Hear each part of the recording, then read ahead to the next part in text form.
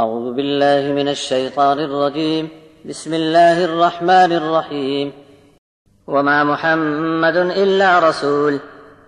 قد خلت من قبله الرسل افإن مات او قتل انقلبتم على اعقابكم ومن ينقلب على عقبيه فلن يضر الله شيئا وسيجزي الله الشاكرين وما كان لنفس ان تموت الا باذن الله كتابا مؤجلا ومن يرد ثواب الدنيا نؤته منها ومن يرد ثواب الآخرة نؤته منها وسنجزي الشاكرين وكأي من نبي قاتل معه ربيون كثير فما وهنوا لما أصابهم في سبيل الله وما ضعفوا وما استكانوا والله يحب الصابرين وما كان قولهم إلا أن قالوا ربنا اغفر لنا ذنوبنا وإسرافنا في أمرنا وثبت أقدامنا وانصرنا على القوم الكافرين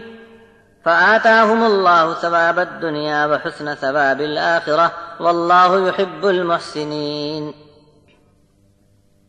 اور محمد صلی اللہ علیہ وسلم تو ایک رسول ہیں، ان کے پہلے بھی بہت سے رسول ہو چکے،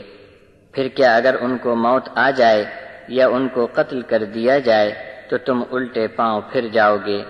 اور جو کوئی بھی الٹے پاؤں پھر گیا وہ اللہ کا کیا بگاڑ لے گا، اور اللہ تو شکر گزار لوگوں کو جزا دے کر رہے گا۔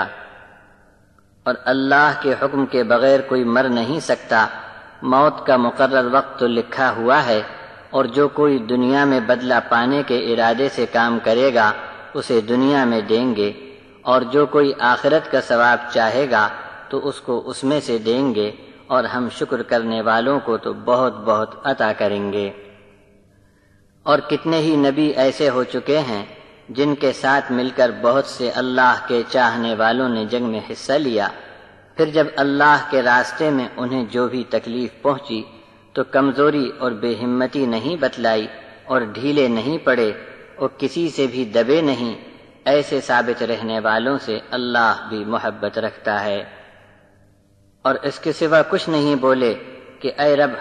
ہمارے گناہ معاف کر دے، اور ہمارے کام میں جو کچھ زیادتی ہم سے ہوئی معاف فرما دے، اور ہمارے قدم جمائے رکھ، اور منکر قوم کے مقابلے کے لیے ہماری مدد فرما۔ پھر دے دیا اللہ نے ان کو بدلہ دنیا کا اور آخرت کا تو خوب ثواب عطا فرمایا، اور اللہ تو نیکی پر چلنے والوں سے بڑی محبت کرتا ہے۔